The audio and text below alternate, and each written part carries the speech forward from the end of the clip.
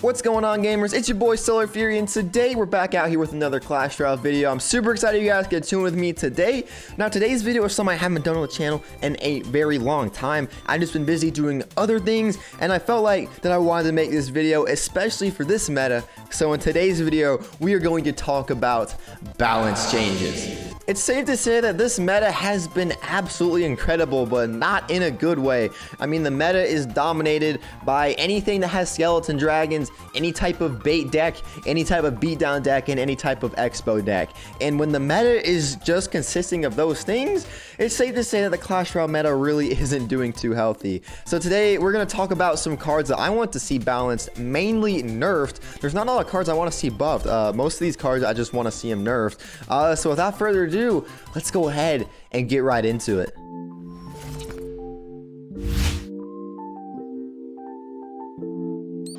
So Microwave, I want to get your stance on this meta. Really, how do you feel about this Clash Royale meta?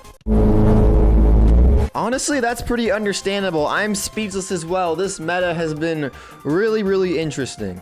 Alright, so we're out here on Royale API like I always do. This is a really great website that I love. I'm not affiliated with them or anything. I just love the website. It gives you all the usage rates and win rates for every single card in the game. So we're going to be looking at this website for today's video. So as you can see, there is one card in particular that is dominating the Clash Royale meta, which I think shouldn't be dominating the Clash Royale meta. And that, of course, is the Skeleton Dragons. With the introduction of the Skeleton Dragons, it has changed so much in Clash Royale. Everyone thought the card was going to be trash. I myself thought they would be like a 6 out of 10 at best. You know, maybe a card with like a 7 or 8% usage rate, something like that. But no, this card is the best card in the entire game besides skeletons. 34% usage rate and a 56% win rate, which I believe is the second highest in the entire game behind the Royal Delivery, which we're going to get into in a bit. But the Skeleton Dragons, what I would do to nerf this card is I would just simply give them, say, like a 8 or 9%, maybe even a 10% damage nerf.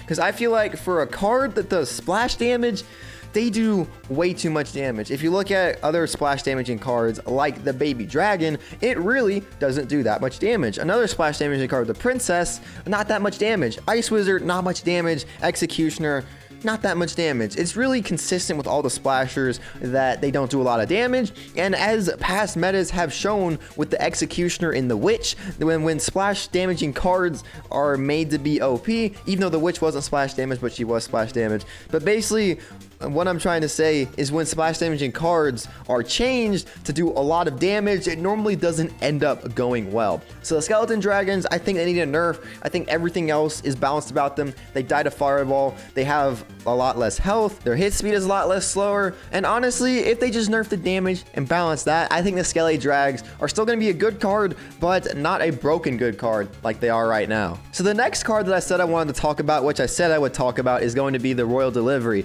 So the Royal Delivery, last balance changes, I believe it was last balance changes, got a 10% damage nerf, which is a kind of severe damage nerf. It made it so that it changed a lot of interactions between the card, and it made the card so that way it still does its purpose with doing a lot of damage, but it made the card still really effective. Like, the nerf didn't really hurt the Royal Delivery as much as people expected. It still has a 58% win rate. That is the highest win rate out of any card in the entire game. I believe it is tied with the Barbarians. Let me see right here. Okay, so the Barbarians actually have a lower win rate than the Royal Delivery. When I looked at it yesterday, they had the same win rate. Royal Hogs are also up there, but the Royal Delivery has the highest win rate in the entire game. So what you do with the Royal Delivery, I think the damage is okay, but I think the radius needs to be a lot smaller. One card I looked to as an example of narrowing the radius to balance it would be the Giant Snowball right here. I believe it was about this time last year, the Giant Snowball was overpowering every other small spell in the entire game. It was almost in every deck because they had buffed its damage. But what they did to nerf the Giant Snowball to make it, you know, a more balanced card is they nerfed the radius of it. So as you can see, the Giant Snowball is still a solid card in the game. It still has really solid stats. And even though they nerfed the radius, it's not, you know, like kind of trash. So if they nerf the radius of the Royal Delivery, I think that helps out a lot. So that way it becomes a little bit more balanced, because 20% usage rate and a staggering 58% win rate is a little bit ridiculous, if you ask me. So next up, we're going to talk about the Heal Spirit. this little guy right here is really annoying. That's really all I gotta say, especially pairing this guy with cards like Royal Hogs or the Elixir Golem or Royal Giants. Oh my gosh, it is so annoying, the Heal Spirit.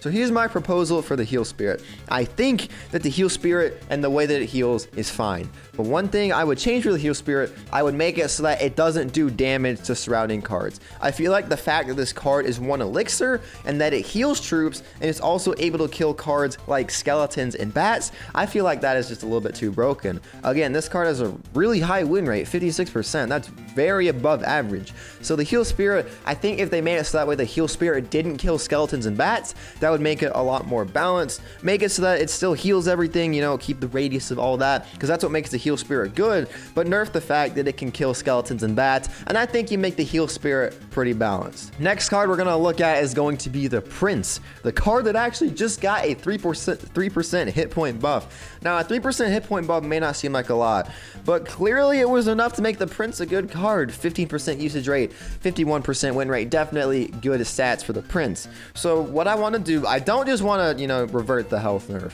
or the health buff, because I feel like that's just basic. But what I want to do with the Prince, nerf its damage. This guy does way too much damage. Like a charge almost does like 1,000 damage or something like that. It's ridiculous the amount of damage this card does. We need to tone down that damage, make it so that the Prince does a little bit less damage. I'm proposing maybe 5 or 6% damage nerf. Nothing too drastic, but I feel like that would be enough to make the card a lot more balanced. Because right now, Prince and Double Prince is absolutely everywhere, and it's really, really annoying. Next card I want nerf, the Firecracker. The Firecracker, I think we can all agree the Firecracker is probably the most annoying card in the entire game. This card sucks to deal with. I cannot tell you how many Barbarian Barrels and Logs I have missed on a Firecracker. Maybe it's just because I'm a bad player, or maybe it's just because the Firecracker is a good card. Let me know how many times you guys have missed spells on the Firecracker. But I think a simple fix to the Firecracker is just to nerf how much it pushes back, because that's its main strength. The fact that it can evade attacks from like a Knight coming in, a Valkyrie coming in, a P.E.K.K.A. A Firecracker just kite a P.E.K.K.A. all the way to the opposite lane. It shouldn't be able to do that. So we nerf the pushback from the Firecracker, and I feel like that makes it more balanced. I like everything else about the Firecracker. It's really unique. The fact that it can splash behind cards is something only the Magic Archer could do prior to the Firecracker. So I think its ability is really unique. Just nerf the pushback, man. It's so annoying. Another fix, if they're not willing to nerf the pushback that it has, make it so that it dies to Log and Barbarian Barrel. I think that's a simple fix as well. Now this one hurts me personally because this is a card that I love. It's a card that I've played for such a long time. We're going to talk about the Golem. Golem is really strong, even though its stats may not show it. It has an 11% usage rate and a 49% win rate, which are good stats, but they're not broken stats. I'd say Golem is the most broken archetype in the entire game. I just don't think everyone is taking advantage of it. I was watching CWA the other day, and he did a video with Flobby, who is a pro player in Clash Royale, and his main thing is Golem, and they were playing an interesting variant of a Golem deck, but really all Golem decks, you know, they have the same play style. And Flobby himself, the Golem god, said that Golem was really, really strong right now, probably stronger than it should be. And I 100% agree with Flobby, because the Golem is completely cracked out of its mind. But I don't know what you do to this card. I feel like if you nerf its health, you can nerf it a little bit, but I say don't take away the fact that the Golem is the tankiest tank in the entire game. Because if the Golem wasn't the tankiest tank in the entire game, then what would its purpose be? In Clash of Clans, the Golem is the tankiest tank in the entire game. That's what it's supposed to be.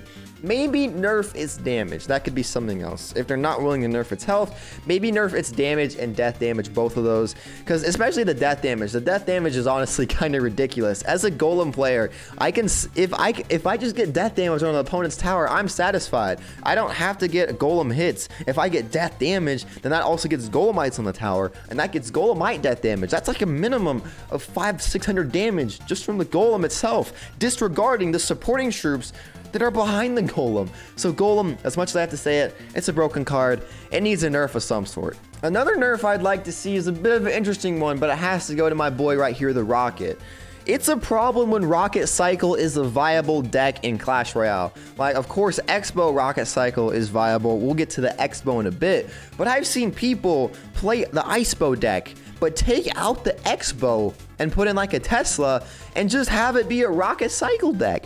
That should not happen. The rocket should not be a win condition in Clash Royale. It should be a spell, but not a win condition. My voice is cracking, but I don't care. This card is stupid. Its usage rates and win rates don't really show that.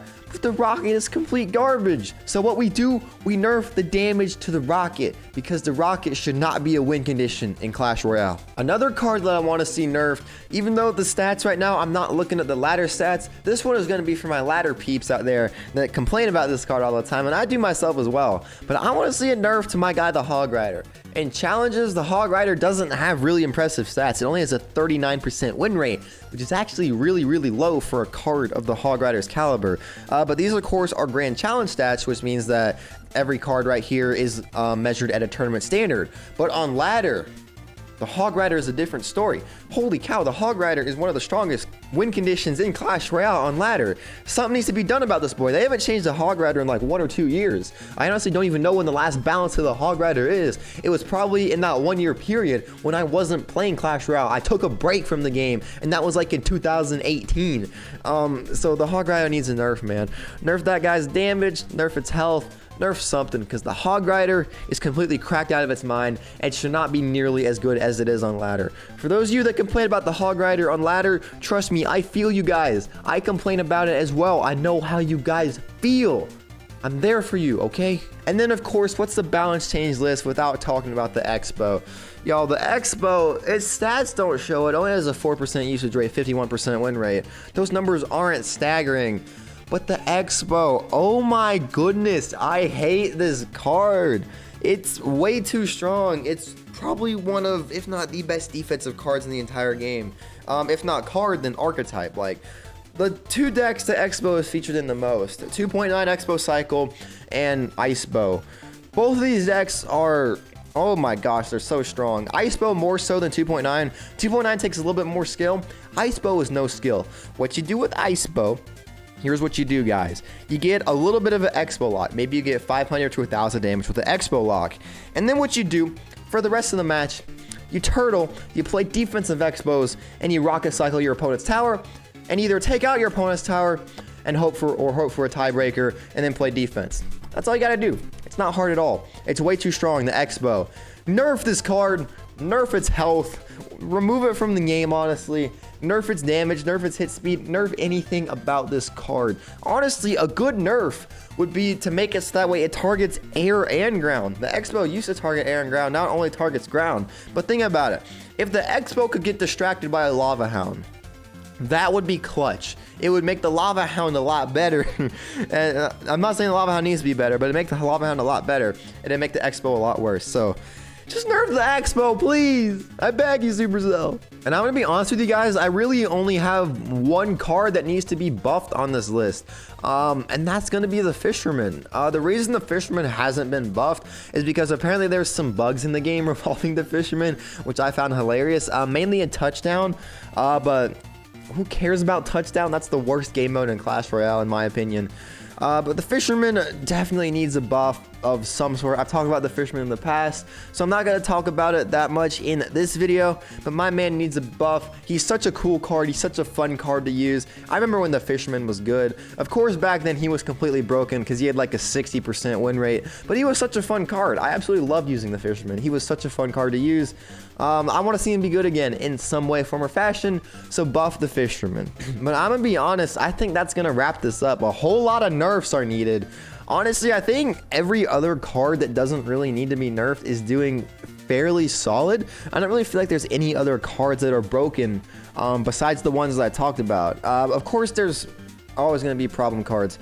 The Wizard, Executioner, Witch, Elite Barbarians, and Bowler are all examples of problem cards, but I've talked about these so much in the past that I don't even know if it's worth talking about anymore, because I don't know if SuperCell is ever going to do anything about these cards. But yeah, that's what I'm going to say for balance changes. That is my list. So if you guys did enjoy this video, please be sure to leave a like down below. I would greatly appreciate it. Also, comment down below if there are any cards that I missed that maybe you think need to be balanced. I'd love to hear what you guys think, but I think I covered most of the problem cards in Clash Royale. But if you have anything that I didn't talk about, be sure to let me know down below. I'd greatly appreciate that. And also, if you're new to the channel and you like what you see, please be sure to subscribe down below, because Clash Royale will be releasing this update soon, and I'm going to grind out content once the update is released, because that's something I want to do.